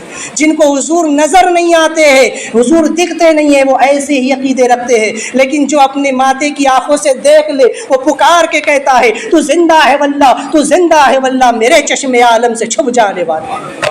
تو میرے آقا علیہ السلام، اس لیے میں نے کہا آج بھی حیات ہے، آج بھی زندہ ہے، آج بھی یہ سورج چمک رہا ہے۔ کمی ہماری ہے، اندھیرے میں ہم ہے، ایمان ہمارا مضبوط نہیں ہے۔ اگر ہم بھی اسی طرح کا مضبوط ایمان پیدا کر لے، جیسے غوث اعظم کا ایمان تھا، غریب نواز کا ایمان تھا، امام احمد رضا کا ایمان تھا، علامہ جامی کا ایمان تھا، کہ ان کے لیے سرکار نے روضہ مبارک سے مسافے کے لیے ہاتھ باہر نکال دیا تھا، ہے نا۔ یہ واقعے بھی آپ سن چکے ہوں گے، میں دہرانا نہیں چاہتا، بتانا یہ چاہتا ہوں ان کے ایمان اتنے مضبوط ہے کہ یہ جانتے ہیں سرکار غریب نواز جب حضور کے روضے پر پہنچتے ہیں اور سلام کرتے ہیں تو جواب میں باقاعدہ جواب بھی آتا ہے، اور آپ کو جو ہے تو ہندوستان کی ولایت بھی عطا کی جاتی ہے۔ گویا آپ نے عقیدہ بتا دیا، ان نبیوں ان ولیوں نے بتایا، غریب نواز نے بتایا، علامہ جامی نے بتا دیا، حضرت سیدنا غوث غریب نواز نے بتا دیا، امام احمد رضا نے بتا دیا کہ بے شک ہمارا عقیدہ ہے کہ نبی زندہ ہے،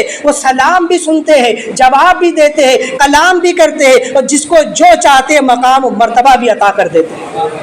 اسی لیے میں نے کہا سورج آج بھی ہے، سورج تو چمکتا ہے، لیکن جب ابر آ جاتا ہے تو سورج دکھائی نہیں دیتا۔ اس میں قصور کس کا ہے؟ سورج کا ہے۔ سورج تو اب بھی چمک رہا ہے، یہ بیچ میں بادل آ گئے، بیچ میں ابر آ گیا، جس کی وجہ سے ہمیں سورج دکھائی نہیں دیتا، تو قصور ہمارا ہے۔ اگر نبی ہمیں نظر نہیں آ رہے ہیں تو قصور ہمارا ہے کہ ہمارے سامنے گناہوں کے بادل آ گئے ہیں، ہمارے دل اور دماغ میں، ہماری نگاہوں میں ہوس بھر چکی ہے، ہمارے دماغوں میں گناہ کے جو تو خیالات آتے رہتے ہیں، ہمارے دلوں میں بری نیتیں جنم لے چکی ہے۔ تو یہ گندے بادل ہے جو ہمارے اور رسول کائنات کے درمیان آڑ بنے ہیں، پردہ بنے ہیں۔ قسم خدا کی آج بھی اگر کوئی انہیں دور کر دے، ان پردوں کو پھاڑ دے، اپنے دل و دماغ کو پاک و صاف کر لے، اپنے نظریات کو صحیح کر لے، تو بے شک وہ آج بھی رسول پاک کا دیدار کر سکتا ہے۔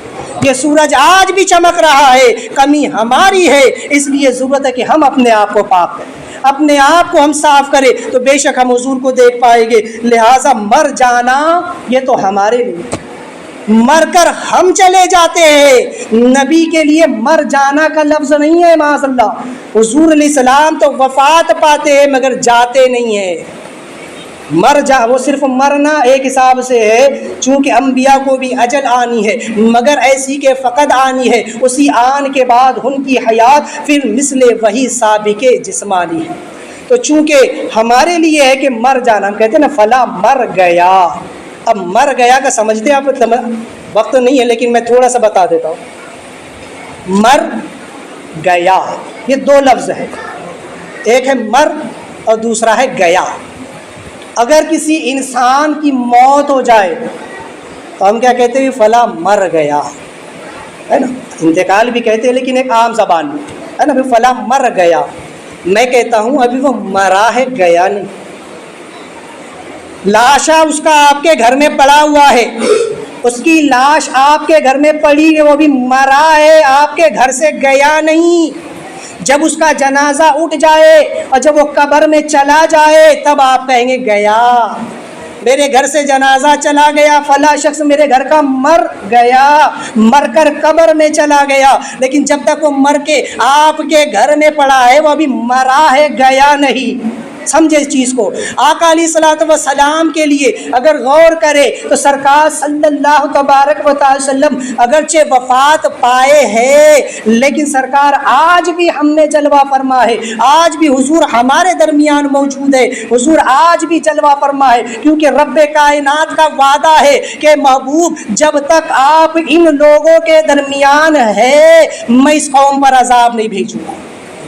یہ اللہ کا وعدہ ہے قرآن پاک میں کہ محبوب جب تک آپ ان میں جلوہ فرمائے میں اس قوم پر عذاب نہیں بھیجوں گا۔ اور اللہ نے فرمایا النبی اولیٰ بالمؤمنین انفسہم واموالہم، کہ نبی مومنوں کی جان سے زیادہ قریب ہے۔ تو حضور ہمارے قریب ہے، حضور ہم سے دور گئے ہی نہیں، یہی سبب ہے کہ ہم پر خدا کا عذاب نہیں اترتا۔ ورنہ پچھلی امتوں پر فوراً عذاب اترتے تھے. اگر کوئی ایمان والا بھی ہوتا اور گناہ بھی کر لیتا تو اس کے دروازے پر اس کا گناہ لکھ دیا جاتا تھا. پڑھ کر دیکھیں پچھلے انبیاء کی تواریخ کو آپ. اگر ایمان والا بھی ہے گناہ کر لیا تو اس کا گناہ اس کے دروازے پر لکھا جاتا. یہ حضور کا کرم ہے کہ اللہ تعالیٰ نے ان کے گناہوں پر پردہ ڈال رکھا ہے کہ اگر گناہ بھی کر لے تو ان کا گناہ ان کے دروازے پر نہیں لکھا جاتا, ان کی روزیاں بند نہیں کی جاتی, ان کی سانسیں نہیں چھینی جاتی, لیکن ہاں برکتیں ختم ہو کر رہ جاتی. گناہوں کی نحوست سے اس کی برکتیں چلی جاتی ہے. لیکن یہ کرم ہے حضور کا کہ اب تک ہم اگر بچے ہوئے ہیں, اگر ہم پر عذاب نہیں اتر رہا ہے, اگرچہ کفار و مشرکین پر بھی عذاب نہیں آ رہا ہے, تو اس کا یہی واضح دلیل ہے, ثبوت ہے کہ حضور آج بھی حیات اور زندہ ہے. حضور ہمارے درمیان موجود ہے, وہ گئے نہیں. اب جو کہتے ہیں نا وہابی دیوبندی معاذ اللہ, وہ جو اسماعیل دہلوی نے اپنی کتاب میں لکھا مردود نے کہ معاذ اللہ حضور مر کر مٹی میں مل گئے, معاذ اللہ, یہ کفریہ جملہ ہے, حضور کی شان کے ہرگز لائق نہیں. تو سرکار علیہ الصلوۃ والسلام تو آج بھی حیات ہے. تو چونکہ یہ ہوئی دوسری چیز. اب جو ہے نا یا ایک چیز اور سمجھے, یہاں پہ تیسرا ہے برہان, ہے نا. اللہ نے فرمایا کہ دلیل, میں نے کہا 4 چیزیں ہیں جن میں سے 2 تو دیکھ لی, یا ایھا الناس قد جاء. تیسری چیز ہے برہان. اللہ نے فرمایا حضور علیہ الصلوۃ والسلام کے لیے برہان من ربکم, تمہارے رب کی طرف سے دلیل آئی. دلیل کیا ہے؟ حضور علیہ السلام. سب سے بڑی دلیل حضور ہے, اللہ ہے نا. حضور علیہ السلام اللہ کی مضبوط دلیل ہے اور وہ سراپا معجزہ ہے. کیسے؟ آئیے میں آپ کو جو تو بتاؤں.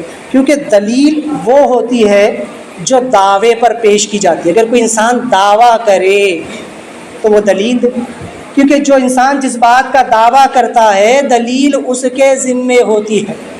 تو لہٰذا جس قدر معجزات اللہ تبارک و تعالیٰ نے پچھلے انبیاء علیہم السلام کو عطا فرمائے, وہ سارے معجزات اللہ نے حضور علیہ السلام کو بھی عطا فرمائے. اور صرف یہی تک نہیں بلکہ اس کے علاوہ بھی اللہ تعالیٰ نے حضور کو بے شمار معجزات عطا فرمائے, بلکہ سر سے لے کے پیر تک حضور علیہ السلام کے پورے وجود کو اللہ نے معجزہ بنا کر کے بھیجا. کیوں؟ اس لیے کہ وہ دلیل ہے. معجزہ دلیل ہوتا ہے نبی کی نبوت کا. اگر نبی یہ کہے کہ میں اللہ کا رسول ہوں تو اس کے لیے دلیل ہے. موسیٰ علیہ السلام نے کہا میں اللہ کا رسول ہوں, قوم نے کہا دلیل, کہا کہ 2 دلیلیں لے کر کے آیا.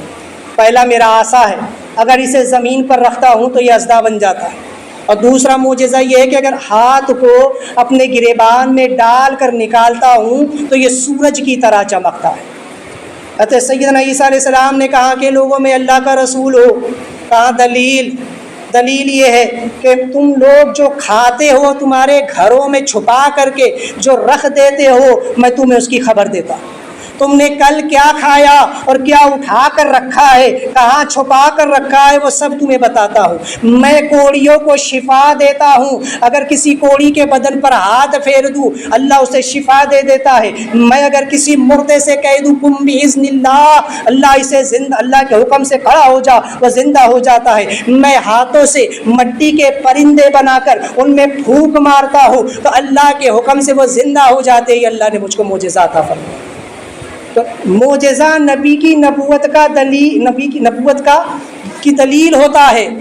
اور خود نبی جو ہے حضور علیہ السلام اللہ تبارک و تعالیٰ کی دلیل ہے نا. معجزہ کس کی دلیل ہوتا ہے؟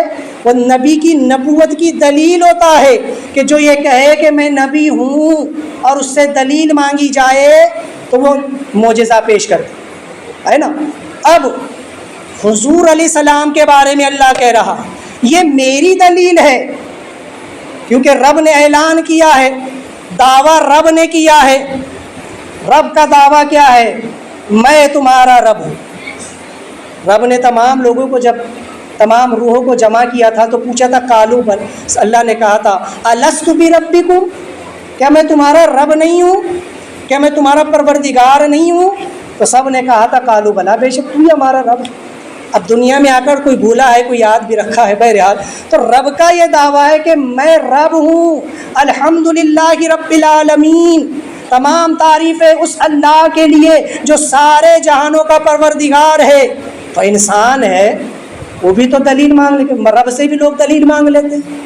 مولا تو رب العالمین ہے، تو رب ہے، ہم نے تجھے دیکھا نہیں، تجھے کیسے جانے، تجھے کیسے مانے، اس کی دلیل؟ تو رب نے فرمایا میری دلیل میرا حبیب ہے، میری دلیل میرا محبوب ہے۔ مجھے کچھ کہنا ہوتا ہے میں اس سے کہتا ہوں، تمہیں کچھ کہنا ہو تم بھی اس سے کہنا، مجھے تمہیں کچھ دینا ہوتا ہے میں اسے دے کر کہتا ہوں تم کو دے دے، اب تمہیں میرے پاس کچھ بھیجنا ہے تو اس سے آ کر کے کہنا۔ یہاں تک کہ میں رب ہوں، میں نہیں کہتا بلکہ کل هو اللہ احد اللہ الصمد، محبوب تو کہہ دے کہ وہ اللہ ایک ہے، تو کہہ دے کہ وہ اللہ ایک ہے۔ میں تو اپنے رب ہونے کا اعلان بھی اپنے نبی کی زبان سے کہلواتا ہوں، اپنا رب ہونا، اپنی ربوبیت کا اقرار بھی میں محبوب کی زبان سے کرواتا ہوں۔ میری دلیل میرا حبیب ہے، بن رائی فقد رائی الحق، تم کہتے ہو مجھے نہیں دیکھا، آؤ میرے حبیب کو دیکھ لو، سمجھو مجھے دیکھ لیا، میرے محبوب کو دیکھ لو،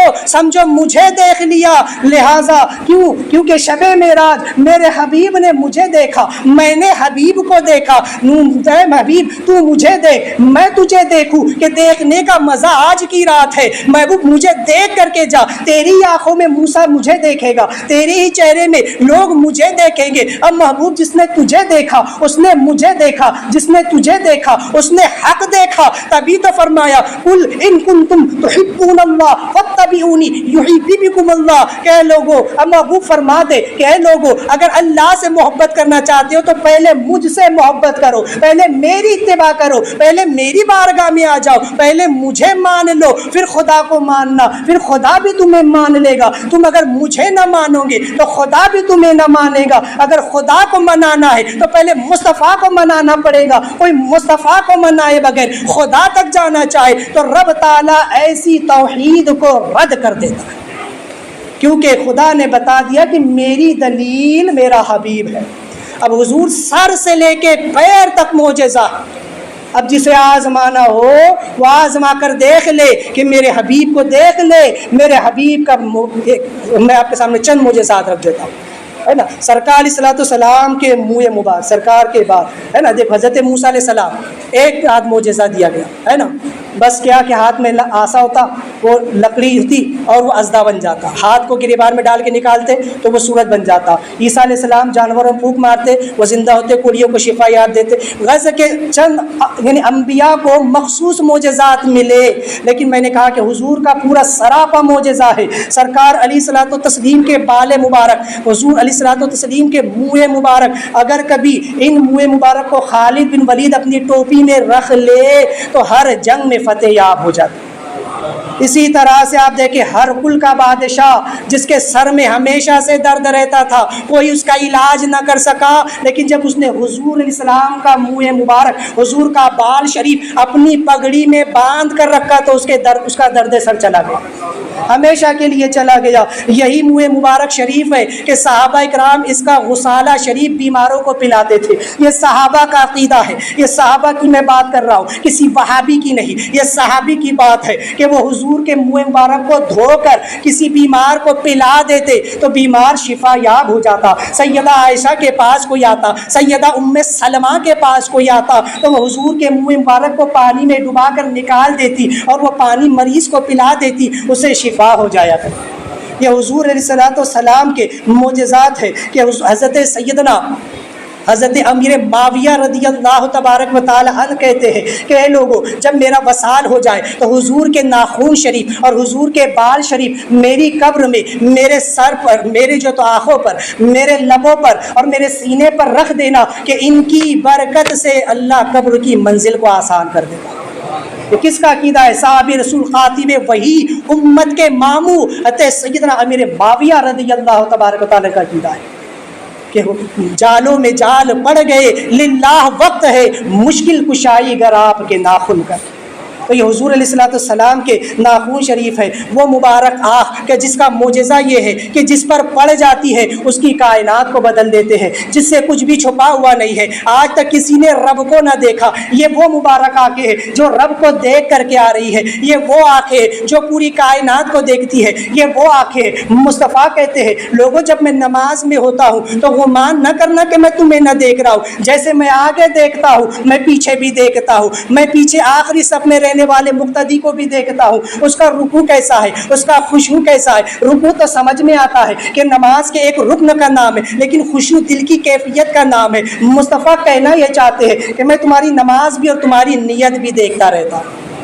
کیسی مبارک وہ آنکھیں ہے، کیسے وہ مبارک کان ہے، وہ بھی معجزہ ہے کہ مصطفیٰ زمین پر ہے، مصطفیٰ کریم مدینہ میں ہے، لیکن عرش پر ہونے والی گفتگو بھی مصطفیٰ سنتے ہیں، مصطفیٰ کریم جنت میں ہونے والی گفتگو بھی سنتے ہیں۔ مصطفیٰ ہی کے کان ہے کہ جو وحی الہی بھی سن رہے ہیں، دنیا کے کونے میں کوئی امتی وہاں سے پکار رہا ہے، مصطفیٰ اس کی آواز بھی سن رہے ہیں۔ یہ وہ کان مبارک کان ہے، یہ وہ معجزاتی کان ہے۔ مصطفیٰ کی مبارک ناک وہ ناک ہے کہ جو ہے تو اپنے مقام پر، لیکن حضور جہاں سے چاہتے ہیں جس چیز کو چاہتے ہیں سونگھ لیتے ہیں، اپنے شہزادوں کو سونگھ کر بتاتے ہیں ان سے جنت کی خوشبو آتی ہے۔ یمن کے بارے میں فرماتے ہیں یہاں سے ایمان کی خوشبو آتی ہے، ہندوستان کے بارے میں فرماتے ہیں یہاں سے اہل ایمان کی خوشبو آتی ہے۔ تو مصطفیٰ تو سب کچھ سونگھ لیتے ہیں۔ مصطفیٰ کی زبان وہ زبان کہ جس کو سب کن کی کنجی کہے، اس کی نافذ حکومت پہ لاکھوں سلام، وہ دہن جس کی ہر بات وہی ہے خدا، چشمہ علم و حکمت پہ لاکھوں سلام۔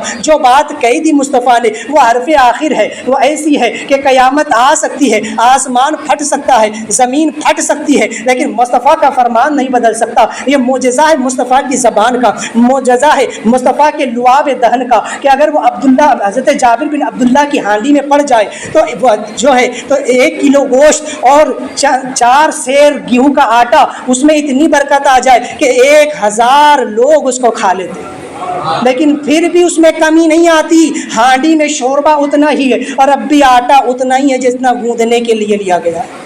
یہ مصطفیٰ کا لعاب ہے، کھارے کنویں میں پڑ جائے تو اس کو میٹھا کر دے، حضرت علی کی آنکھوں میں لگ جائے تو درد چلا جائے، ابو بکر کے پیر میں لگ جائے تو پھر سانپ کا زہر بھی اتر جائے۔ یہ مصطفیٰ کا وہ لعاب ہے جس کو مل جائے اس کی تو دنیا ہی بدل جائے۔ یہ مصطفیٰ کے وہ مبارک ہاتھ ہے کہ جس کے بارے میں رب نے فرمایا ید اللہ فوق ایدیہم، جو مصطفیٰ کے ہاتھ پر ہاتھ دے دے، مصطفیٰ کے ہاتھوں پر بیعت کر لے، اس نے خدا ہی کے ہاتھ پر بیعت کی، اس کے ہاتھ پر خدا کا ہاتھ ہے۔ لہٰذا مصطفیٰ کے ہاتھوں کی یہ طاقت ہے، مصطفیٰ کا ہاتھ بھی معجزہ ہے، مصطفیٰ کی انگلیاں بھی معجزہ ہے کہ حضرت سیدنا موسیٰ کو پانی کی ضرورت ہو تو وہ پتھر پر آسا مار کر پانی نکالے، لیکن جب مصطفیٰ کے غلاموں کو پانی کی حاجت ہو تو مصطفیٰ ایک پیالے میں ہاتھ ڈال دے تو انگلیوں کی گھائیوں سے پانی نکلتا ہوا نظر آئے۔ یہ مصطفیٰ کی انگلیوں کی کرامت ہے، یہ انگلیوں کا معجزہ ہے۔ انگلیاں بھی مصطفیٰ کی دلیل ہے کہ اگر سورج کی طرف اڑ جائے تو ڈوبا ہوا سورج پلٹ کر کے آ جائے، چاند کی طرف پڑ جائے تو چاند 2 ٹکڑے ہو جائے، اگر مصطفیٰ کسی پیڑ کو اشارہ کر دے تو وہ آ کر مصطفیٰ کی بارگاہ میں سجدہ کر لے۔ تو مصطفیٰ کی انگلیوں کی یہ طاقت کا عالم ہے، یہ مصطفیٰ کی انگلیاں بھی معجزاتی انگلیاں ہیں۔ مصطفیٰ کے قدم وہ قدم ہے کہ جس زمین پر پڑ جائے پتھر بھی اس کا نقش پا اپنے سینے میں لے لیتا ہے۔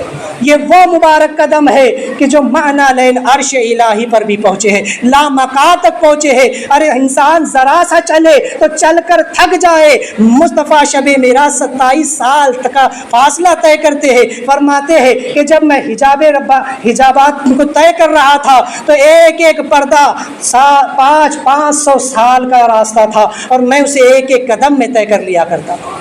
یہ مصطفیٰ کے مبارک قدم ہے۔ تو میں نے کہا مصطفیٰ سر سے لے کے پیر تک مکمل معجزہ ہے۔ اللہ نے فرمایا میں رب ہوں اور میری دلیل ہے میرا حبیب ہے، میری دلیل میرا حبیب ہے، کیونکہ ہر دعوے کی دلیل ہوتی ہے۔ مجھے نہیں دیکھا لیکن میرے حبیب کو دیکھ لو۔ تو چونکہ مصطفیٰ جان رحمت صلی اللہ علیہ وسلم کے لیے اللہ نے فرمایا قد جاءکم برہان، لوگوں تمہارے پاس میری دلیل آئی۔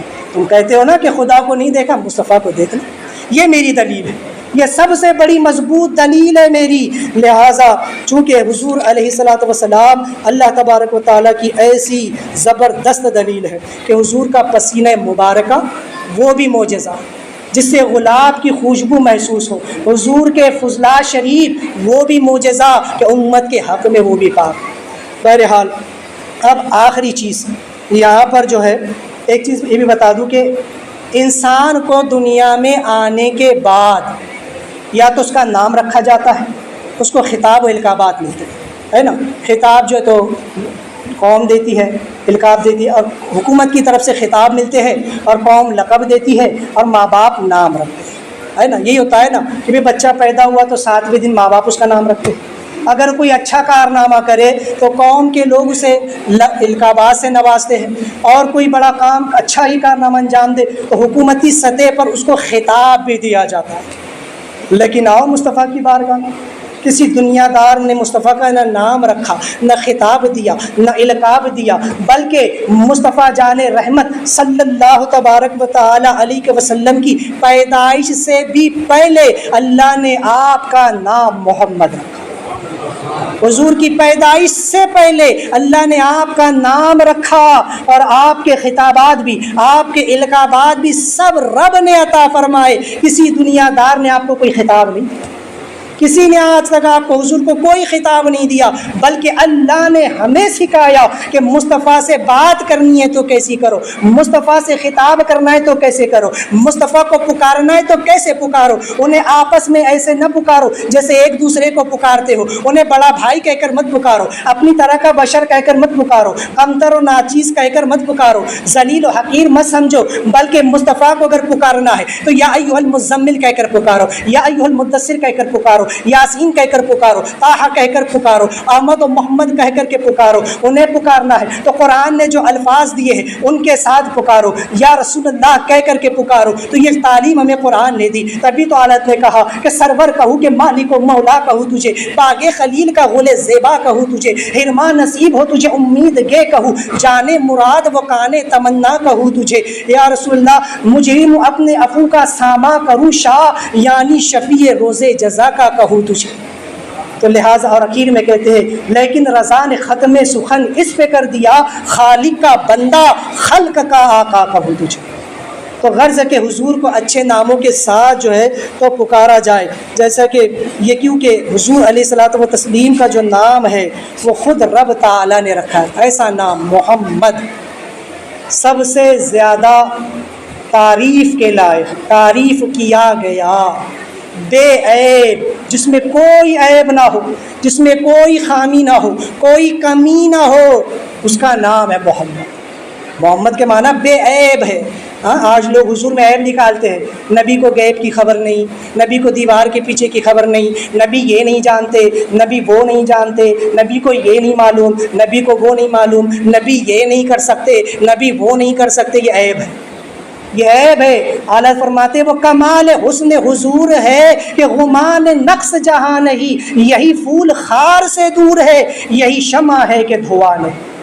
یہی تو ایک ذات ہے جسے اللہ نے بے عیب بنایا ہے، کیونکہ یہ خدا کی دلیل ہے. ارے جب اس کی دلیل میں عیب ہوگا تو لوگ خدا کو کیوں مانیں گے؟ ارے جب دلیل ہی کمزور ہوں گی تو لوگ اس کو کیوں مانیں گے؟ تو یہ رب کی دلیل ایسی مضبوط دلیل ہے کہ کوئی عیب نہیں. اسی لیے اللہ نے نام محمد رکھا جس میں کوئی عیب ہے ہی نہیں، جو بے عیب ہے، جو پاک ہے، جسے اللہ تبارک و تعالیٰ نے معصوم پیدا فرمایا. تو غرض کہ ایسی تعریف کے لائق کہ ایسا مبارک نام کہ جس نام کو لینے سے برسوں کا کافر مسلمان بن جاتا ہے. یہ نام ایسا نام ہے، یہ ایسا مبارک نام ہے کہ جیسے سورج کی گرمی سے برف پگھل جاتی ہے نا. اگر کتنی سخت برف ہو لیکن سورج کی جب گرمی پڑتی ہے تو برف پگھل جاتی ہے. اگر کسی کے دل میں کفر، شرک کی بد عقیدگی ہو لیکن جب وہ کلمہ پڑھ لے لا الہ الا اللہ محمد الرسول اللہ، جیسے ہی حضور کا نام آیا اس کے دل کی ساری کفر کی برف پگھل جاتی ہے اور ایمان سے اس کا دل منور ہو جاتا ہے. یہ وہ مبارک نام ہے. لہٰذا کیونکہ یہی وہ نام ہے کہ اسی نام کی برکت سے سارے کام بنتے ہیں. یہی وہ نام ہے اسی نام کی برکت سے کام بنتے ہیں. یہی نام ہے کہ آدم علیہ السلام نے عرش کی ساق پر دیکھا اور جب توبہ کی تو اللہ تعالیٰ نے اس نام کی برکت سے توبہ قبول فرما لی. یہی نام ہے کہ اسی نام کی برکت سے نوح علیہ السلام کی کشتی چلتی رہی اور جودی پہاڑ پر جا کر ٹھہری. یہی نام ہے کہ موسیٰ علیہ السلام دریائے نیل کو پار کر گئے. یہی نام ہے کہ یونس علیہ السلام مچھلی کے پیٹ میں حفاظت رہے. یہی نام ہے کہ دیگر انبیاء علیہ السلام فیض پاتے رہے. یہی نام ہے کہ تمام لوگ حضور کی آمد سے پہلے، میں نے کہا کہ یہود و نصارہ حضور کی آمد سے پہلے حضور کی آمد کے منتظر تھے، اور جب بھی جنگ کرنے جاتے تو وہ حضور کے وسیلے سے دعا کرتے اور اللہ تعالیٰ انہیں جنگ میں فتح یاب فرما دیا کرتے. تو یہ وہ مبارک نام ہے کہ اس کی برکت سے پچھلوں نے بھی فیض پایا اور قیامت تک لوگ فیض پائیں گے. اور یہ صرف دنیا میں نہیں بلکہ یہ نام قبر میں بھی کام دے گا، اس لیے کہ قبر میں 3 سوال ہے. من ربک، تیرا رب کون ہے؟ تو اس کا جواب یہودی اور نصرانی دے لے گا کہ رب بھی اللہ، کیونکہ وہ بھی اللہ کو مانتے ہیں. جب دوسرا سوال ہوگا ما دینک، تیرا دین کیا ہے؟ تو منافق بھی جواب دے دے گا، وہابی بھی کہہ لے گا، دیوبندی بھی کہہ لے گا دین الاسلام، ہم مسلمان ہیں، ہم بھی تو کلمہ پڑھتے، ہم بھی تو نماز پڑھتے، ہم بھی تو روزہ رکھتے، زکوٰۃ دیتے. وہ کہہ دے گا دین الاسلام. لیکن نجات کا مدار مصطفیٰ کے نام پر ہے کہ جب پوچھا جائے گا ما کنت تقول حقا فی ھذا الرجل، اس مرد صالح کے بارے میں کیا کہتا تھا؟ اب جو ایمان والا ہوگا، جو مصطفیٰ کا سچا غلام ہوگا، جو سچا عاشق رسول ہوگا، وہ کہے گا ہوا محمد الرسول اللہ صلی اللہ علیہ وسلم. اور جیسے اس کی زبان پہ حضور کا نام آئے گا تو فرشتے کہیں گے نم کنومت العروس، سو جا جیسے دلہن سو جا، تیری قبر کو جنت کے باغوں میں سے ایک باغ بنا دیا گیا. اس کی قبر میں جنت کی کھڑکی کھول دی جائے گی، جنت کا لباس پہنایا جائے گا، جنتی کھانے رکھ دیے جائیں گے، جنت کی ہوائیں آئیں گی اور کہا جائے گا سو جا جیسے دلہن بے فکر ہو کر سوتی ہے، تجھے کوئی جگانے والا نہیں، تو اب قیامت کے دن بیدار ہو. یہ برکت ہے کہ جب اس کی زبان پہ مصطفیٰ کا نام آئے گا. لیکن علماء فرماتے ہیں جو بی دین ہوں گے، جو بد دین ہوں گے، بد عقیدے ہوں گے، وہ حضور کو دیکھ کے کہیں گے ہائی ہاتا لا ادری، ہائی ہاتا لا ادری، ہائے افسوس، ہائے افسوس، میں نہیں جانتا یہ کون، مجھے نہیں معلوم یہ کون ہے، میں ان کو نہیں پہچانتا. ارے پہچانے گا کیسے؟ دنیا میں جس نبی کو اپنا بڑا بھائی کہتا رہا، اپنے جیسا بشر سمجھتا رہا، وہ کبھی نہ پہچانے گا. لیکن جو کہتا رہا مصطفیٰ جان رحمت پہ لاکھوں سلام، شمع بز میں ہدایت پہ لاکھوں سلام، یہ تو وہ ذات ہے کہ میں دنیا میں بھی سلام پڑھتا تھا. ارے مومن تو کہے گا بس مجھے کھڑے ہونے دو اور مصطفیٰ پہ سلام پڑھ لینے دو. تو یہ مصطفیٰ کے نام کی برکت ہے کہ جب کلمے میں اللہ نے اسی لیے مصطفیٰ کا نام بعد میں رکھا، لا الہ الا اللہ اپنے نام کو رکھا اور اپنے نام کے بعد محمد الرسول اللہ کو شروع کیا. گویا پتہ چل جائے کہ اللہ اور محمد میں کوئی جو ہے تو جدائی نہیں، جو اسے جدا کرے وہ خود بے دین ہے. میرا محبوب ہے، میرا محبوب مجھ سے قریب ہے، اور جب اس کا نام لوگے، اگر کوئی لا الہ الا اللہ، لا الہ الا اللہ، لا الہ الا اللہ کرتا پھرے اور محمد الرسول اللہ نہ کہے، وہ مسلمان ہی نہیں. جب تک اس کی زبان پہ محمد کا نام نہیں آئے گا، نہ دنیا میں مسلمان ہوگا، نہ قبر کے اندر وہ کامیاب ہوگا. اور حشر میں بھی سب کو انہی کی ضرورت ہوگی، اور پھر جنت میں بھی سب انہی کو تک رہے ہوں گے. تو لہٰذا غرض کے ہر جگہ مصطفیٰ کی شان ہی کچھ اور ہوں گی. تو لہٰذا اسی لیے رب نے فرمایا قد جاءکم برہان، لہٰذا میں نے تمہاری طرف ایک روشن جو تو دلیل بھیجی. تو مصطفیٰ کا آنا، تشریف لانا، یہ ہمارے لیے بڑی سعادت مندی کی بات ہے. دعا ہے کہ مولا کریم ہم تمام کو جو کچھ کہا گیا اس پر عمل کرنے کی توفیق عطا فرمائے. دوران گفتگو کی غلطی ہو توبہ کرتا ہوں، استغفر اللہ ربی من کل ذنب واتوب الیہ، لا الہ الا اللہ محمد رسول اللہ. کھڑے ہو کے سب بندی کر لے جو اس میں سنت ادا کرے.